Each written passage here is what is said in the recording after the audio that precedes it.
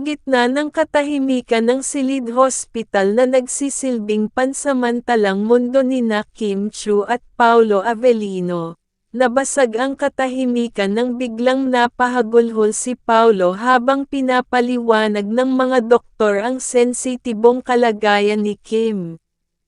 Sa mga oras na yon, wala nang iniisip ang aktor kundi ang buhay ng dalawang pinakamamahal niya, ang kanyang kasintahan at ang kanilang magiging anak. Ayon sa source mula sa mismong ospital, hindi mapigil ni Paolo ang pagdaloy ng luha sa kanyang mga mata. Hindi na niya kinaya ang bigat ng sitwasyon matapos ipaliwanag ng mga doktor na kailangang i-monitor ng 24/7 si Kim dahil sa posibilidad ng preterm labor, internal bleeding, at iba pang komplikasyon na pwedeng ikapahamak ng dalawa. Naramdaman raw ng aktor ang biglaang panginginig ng kanyang katawan habang yakap-yakap ang walang malay na si Kim sa hospital bed. Ang mga nurse, doktor, at staff sa ospital ay huminto sa kanilang ginagawa nang marinig ang boses ni Paolo na paulit-ulit na sinasabi, "Kung pwede lang, ako na lang ang magdala ng sakit na to, ako na lang ang magbuntis. Huwag na si Kim." Isa itong emosyonal na tagpo na hindi inaasahan ng lahat, lalo pat kilala si Paolo bilang tahimik at matatag. Sa labas ng ospital, marami sa mga kaibigan ng dalawa sa industriya ang dumarating na para lamang makapagpadala ng suporta. Isang insider ang nagsabing kahit hindi na tumatanggap ng bisita si Kim, araw-araw may mga dumadaang artista, director, at old friends sa hospital chapel upang magdasal. Nariyan sina Maha Salvador, Angelica Panganiban, Judy Ann Santos, at maging ang dating ka-love team ni Paolo na si LJ Reyes na nagpaabot din ng suporta. Sa gitna ng lahat ng ito, ipinilit ni Paolo na siya mismo ang magbantay kay Kim gabi-gabi. Ayon sa kanyang halos 3 araw nang walang maayos na tulog ang aktor. Tanging ang paghawak niya sa kamay ni Kim at ang pakikinig sa pintig ng puso ng sanggol sa monitor ang nagpapalakas sa kanya. Isa sa mga pinaka-nakakaantig na sandali ay nang iabot ng OBGYN ni Kim ang isang maliit na printed ultrasound photo ng sanggol.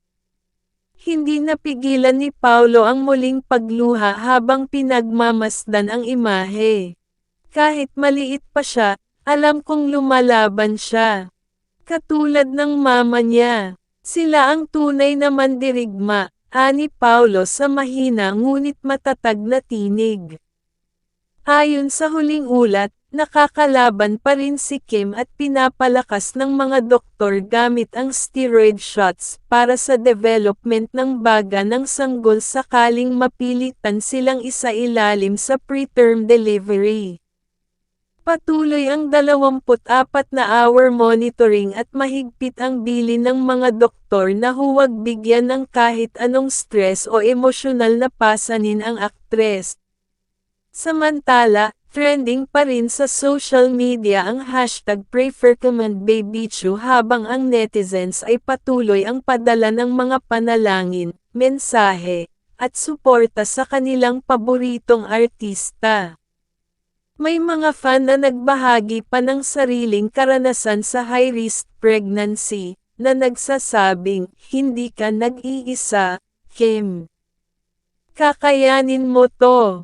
Isa kang tunay na ina." Ang lahat ay patuloy na nag-aabang. Walang nakakalam kung kailan matatapos ang pagsubok na ito, pero isang bagay ang malinaw, hindi kailanman bibitaw si Paolo, at lalaban si Kim hanggang sa huling tibok ng kanyang lakas.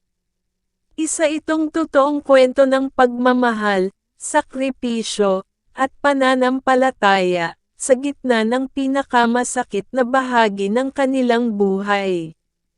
Nanatili si Paulo sa mismong silid ni Kim sa ospital, halos hindi na raw ito nagpapahinga. Ayon sa insider na malapit sa pamilya, kitang-kita sa mga mata ni Paulo ang pagod at pag-aalala ngunit hindi ito umaalis sa tabi ng kanyang minamahal.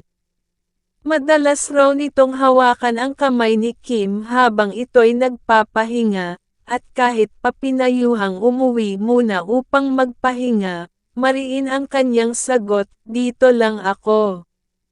Hindi ko siya iiwan." Pinipilit raw ni Paulo na maging matatag sa harap ni Kim, pero sa mga sandaling natutulog ito, doon lang siya palihim na lumuluha. Ilang ulit na raw itong lumabas ng kwarto para lang mailabas ang emosyon sa hallway ng ospital,